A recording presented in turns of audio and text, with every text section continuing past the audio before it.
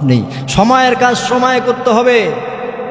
এ যুবক, আল্লাহর গোলাম, ঈমান আনো, ঈমানের পথে চলো।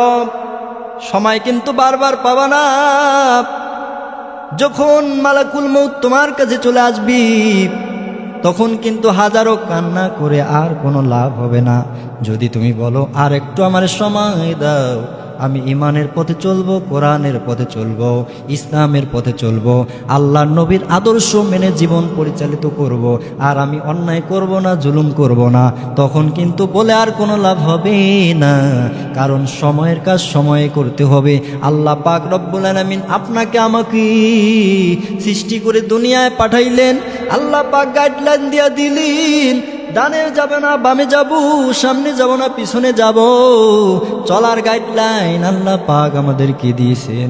এগুলো জানার পরও বোঝার পরও যদি আমরা না মানি, তাহলে ওই শেষ সময় যদি আমরা ফরিয়াদ করি, আল্লাহ আর একটু সময় দাও, দুনিয়াতে আমি তোমার পথে চলবো, তখন বলে আর কোনো লাভ হবে না।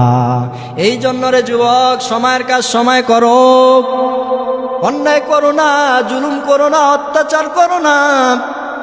আল্লাহ পাক যেগুলো পছন্দ করে না, আল্লাহর বিধান মোতাবেক চলো। দেখো এই ফেরাউন কত বড় বেঈমান, নিজেকে রব দাবি করেছিল, আনা রব্বুকুমুল আলা, আমি তোমাদের বড় রব।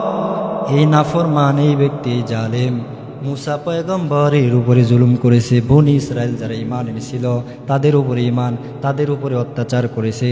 এই ফেরাউন যখন দুনিয়া থেকে বিদায় নিয়ে যাবে, সে বলতেছে আমি তো ঈমানদার, আমি তো মুসলমান, আল্লাহ তুমি আমাকে রক্ষা করো।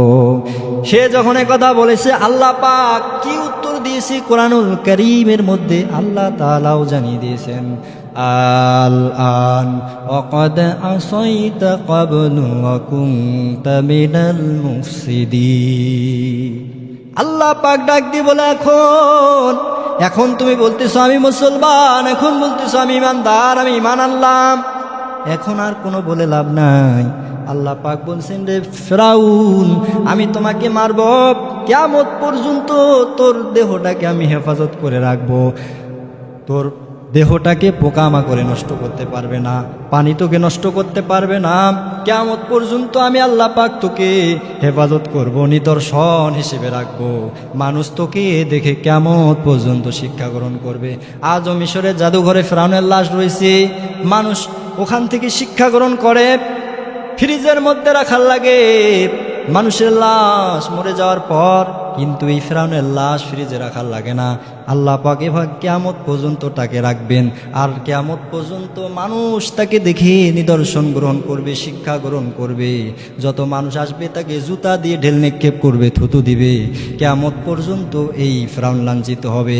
আল্লাহ পাক রব্বুল আলামিন এই ফেরাউনের জন্য যন্ত্রণাদায়ক শাস্তি জাহান্নামে তৈরি করে রেখেছেন। এই জন্য রে যুবক, ওই ফেরাউনের পথে চলো না, আবু জেহেলের পথে চলো না, তুমি কখনো সাদ্দাদের পথে চলো না, তুমি নমরুদের পথে চলো না, পয়গম্বরের আদর্শের পথে চলো, সাহাবায়ে কেরামের আদর্শের পথে চলো।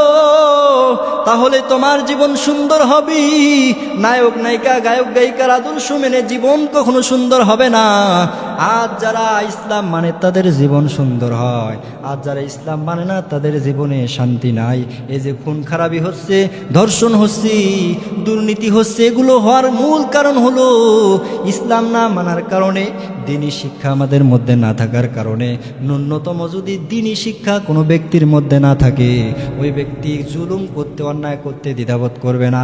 আর যার মধ্যে ন্যূনতম দ্বীনি শিক্ষা থাকবে, কোরআনের জ্ঞান থাকবে, ওই ব্যক্তি যখন অন্যায় করতে যাবে, অন্যায় করতে গিয়ে তার কলিজায় কম্পন সৃষ্টি হবে। এই জন্য আমাদেরকে রসুলের আদর্শ এবং কোরআন অনুযায়ী জীবন চালাতে হবে, এবং দ্বীনের পথে আমাদের জীবনটাকে পরিচালিত করতে হবে।